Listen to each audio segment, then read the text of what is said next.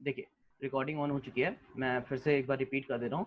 मुझे यहाँ पर 0 और 100 दो इंटरवल्स हैं, 0 एक इंटरवल है और एक 100 है। इन दोनों के बीच में इंक्रीमेंट और डिक्रीमेंट या प्लस या माइनस का ऑपरेशन करना है। तो मैंने क्या किया, एक और वेरिएबल ले लिया जो एग्जैक्टली ये बताएगा कि हमारी जो वैल्यू है वो ग्रेटर देन 0 है या लेस देन 100 है। ठीक, तो उसके लिए हम एक बार दिखा देते हैं कि किस तरीके से स्क्रिप्ट लिखी जाती है। मैं स्क्रिप्ट लिख के एक बार दिखा देता हूँ, देन उसके बाद मैं आपको समझा देता हूँ। इसको मैं इरेज करता हूँ। सबसे पहले इफ ए लेस देन 100, और यहाँ पर हमारे पास एंड ऑपरेशन भी यूज होगा, लॉजिकल ऑपरेशन भी यूज होगा। तो मैंने यहाँ पर एंड लिखा, आई इक्वल टू 0 अगर है तो then a equal to A plus 1, then else i equal to 1, और यहाँ पर इंडेफ, देन फिर इफ, देन ए अगर ग्रेटर देन 0 है एंड आई इक्वल टू 1 है, then a equal to a minus 1 termination, then end else, फिर उसके बाद i equal to 0 termination end. ये देख पा रहे हैं स्क्रिप्ट? ठीक, अब इस स्क्रिप्ट को ध्यान से समझो। सिंपल सा यहाँ पर मैंने ये लिख रखा है।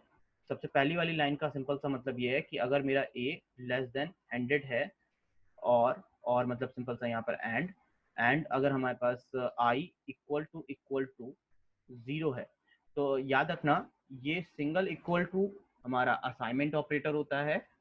Single equal to assignment operator होता है। बेसिकली ये क्या करता है, राइट हैंड साइड की वैल्यू को लेफ्ट हैंड साइड पे असाइन करता है। बट जो डबल इक्वल टू होता है वो हमारा चेकिंग ऑपरेटर होता है, ये चेक करता है। या ये सिंपल सा हम लोग वहाँ लिखते हैं जहाँ पर हम लोग को कोई कंडीशन को चेक करना होता है, कहीं हम लोग को चीज़ों को चेक करना है, तो वहाँ पर हम लोग ये लिखते हैं double equal to. I think ये सबको क्लियर होगा, हम लोग ने सी में पढ़ रखा है। तो double equal to checking operator है, single equal to assignment operator. तो मैंने यहाँ पर डबल इक्वल टू इसलिए लगाया है क्योंकि मैं ये चेक करना चाहता हूँ कि मेरी आई की वैल्यू इक्वल टू 0 है क्या। अगर है तो ये दोनों कंडीशंस क्या होंगी, ट्रू हो जाएंगी। और इनिशियली आई भी 0 रहेगा और ए भी क्या रहेगा, 0 रहेगा। जब हम लोग रन टाइम पे जाएंगे तो रन टाइम पे क्या होगा, आई को अभी तक हमने कुछ किया ही नहीं है, आई हमेशा क्या रहेगा, इनिशियली 0 रहेगा। तो ये भी कंडीशन ट्रू है, ये भी कंडीशन ट्रू है। तो बेसिकली होगा क्या, A is equal to A plus 1 का ऑपरेशन चलेगा। अब ये ऑपरेशन चलते चलते चलते चलते एक टाइम ऐसा आएगा कि हमारा यहाँ पर 100 आ जाएगा। 100 लेस देन 100 की कंडीशन क्या है, फॉल्स होती है। तो एंड का ऑपरेशन आपको पता होगा कि एंड ऑपरेशन हमारा तभी चलता है जब दोनों साइड, लेफ्ट हैंड साइड और राइट हैंड साइड ट्रू होती है। अगर ये ट्रू है और ये भी ट्रू है तभी हमारा एंड का ऑपरेशन चलता है। अगर ये कंडीशन फॉल्स हो गई या इसमें से एक भी कंडीशन फॉल्स हो गई तो हमारा ये एंड का ऑपरेशन नहीं चलेगा। तो इसमें यहाँ पर यही हो रहा है। बेसिकली जब इंक्रीमेंट होते होते एक टाइम ऐसा आएगा कि ये जो 100 है, 100 लेस देन 100 हो जाएगा, तो ये कंडीशन फॉल्स है। ये कंडीशन फॉल्स है तो एंड का ऑपरेशन, ये जो इफ वाला है, ये पूरा पूरा इनएक्टिव हो जाएगा। मीन्स ये पूरा पूरा हमारा बेकार हो जाएगा। फिर क्या चलेगा, एल्स चलेगा। और एल्स में हमने लिख रखा है I is equal to 1। Means हमारी जो स्लाइडर की वैल्यू है वो 100 पहुंच चुकी है। ये आई इक्वल टू 1 से हम लोग यहाँ पर सेट करा रहे हैं। आई इक्वल टू 1 से हम लोग यहाँ पर सेट करा दिया।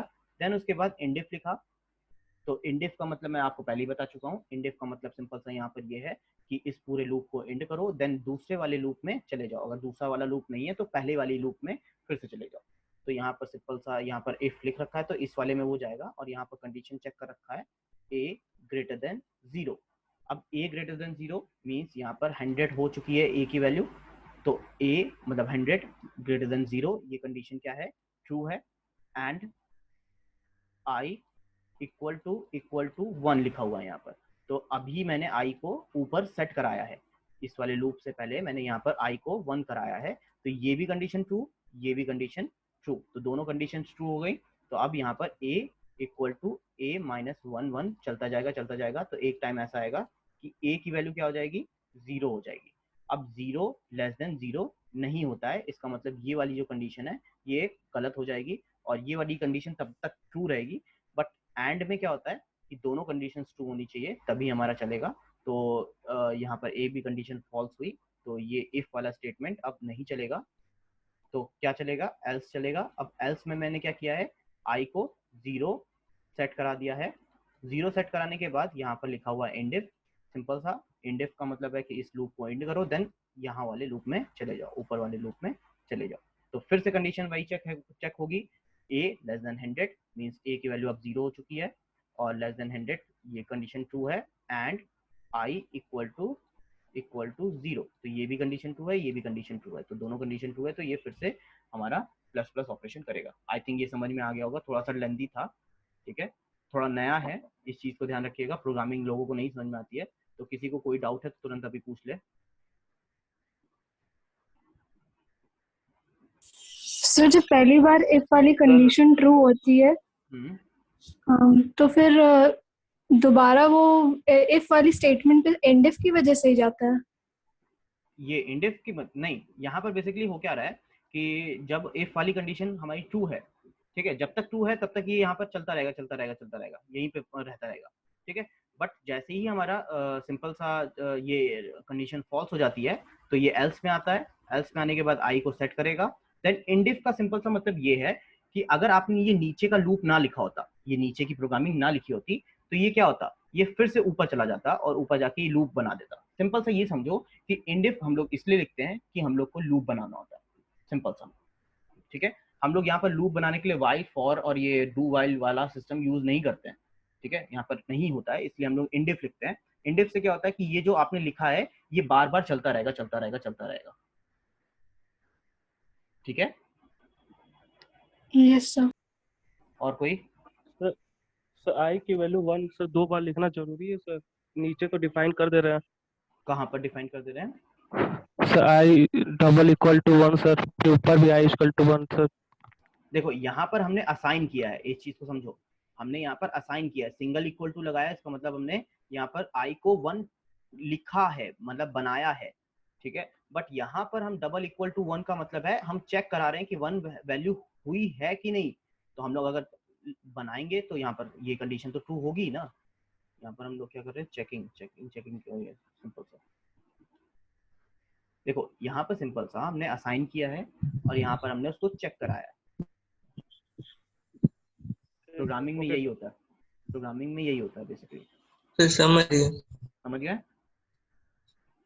सर जी जी जी जी। सर इसमें तो यही इसका मतलब हुआ कि जब जब वैल्यू स्लाइडर की वैल्यू 100 जाएगी तभी इसमें डिक्रीमेंट शुरू होगा, मतलब हाँ यही होना चाहिए।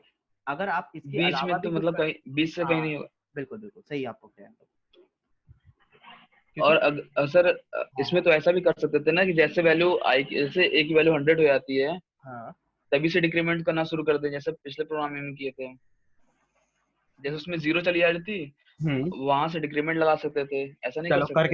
करके देखना और मेरे को जो भी तुम्हारा प्रोग्राम है वो उसमें व्हाट्सएप पे भेजना, ठीक है। तुमको खुद ही समझ में आ जाएगा कि क्या तुमने गलती की है, ठीक है। ठीक ठीक ठीक, प्रोग्रामिंग ये है कि तुमको जो भी दिमाग में आ रहा है वो तुम अपने लैपटॉप में प्रोग्रामिंग को करके देखो। अगर वो सही बैठती है, जो भी तुम बोल रहे हो वो सही बैठती है तो वेल एंड गुड, नहीं बैठती है तो उसमें कुछ वो करना पड़ेगा, चेंजेस करना पड़ेगा, ठीक है। चलो मैंने यहाँ पर वैलिडेट किया।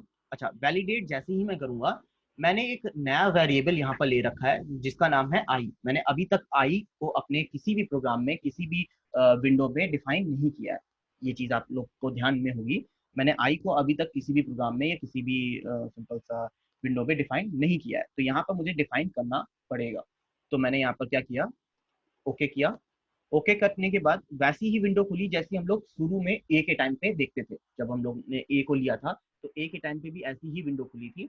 और यहाँ पर हमें केवल और केवल क्या करना होता है, सेव करना होता है। मैंने सेव कर दिया, देन क्लोज कर दिया, ठीक। मुझे यहाँ पर कोई भी अलग प्रॉपर्टी नहीं देनी है, बस इसने बोला कि डिफाइन करो आई को, मैंने यहाँ पर डिफाइन कर दिया, सेव कर दिया, ओके कर दिया, देन कन्वर्ट कर दिया, देन वैलिडेट करके कन्वर्ट करके ओके कर दिया। अब जब हम रन टाइम पे जाएंगे तो आपको यहाँ पर अच्छा, मैंने जो टाइम ले रखा है वो थोड़ा सा ज़्यादा ले रखा है, तो मैं विंडोज स्क्रिप्ट में जाके यहाँ पर 500 800 500 मिली सेकेंड इसे थोड़ा सा टाइम बढ़ जाएगा। आई थिंक दिखाई दे रहा होगा आप लोग को। ठीक, अच्छा ये यहाँ पर थोड़ा सा टाइम लगा रहा है तो मैं इसको ऊपर कर दे रहा हूँ।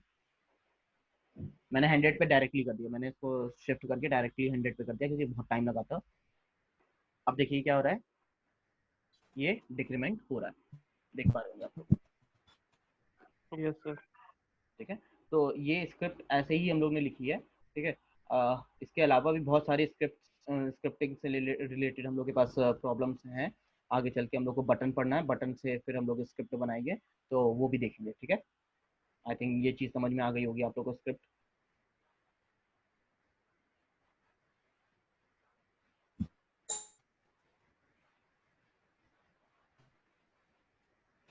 किसी को कोई डाउट है आज के लेक्चर में? No sir.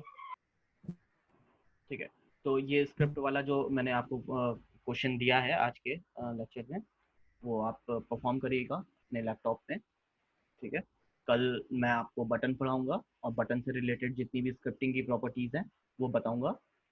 ठीक, तो धीरे धीरे हम लोग का कोर्स कंप्लीट होता जा रहा है। कार्ड हम लोग का कंप्लीट, मतलब बटन तक हम लोग आ गए हैं। अब कुछ मेन प्रॉपर्टीज़ बची हैं, उनको भी पढ़ाना है। ठीक है,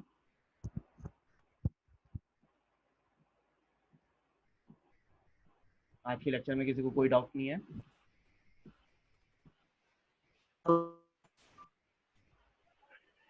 जी आशुतोष, नहीं है? नहीं। चल चल, ठीक है, तो मैं यहाँ पर लेक्चर एंड कर रहा हूँ। ठीक है, thank you so much, have a good day. Thank you sir. Thank you sir.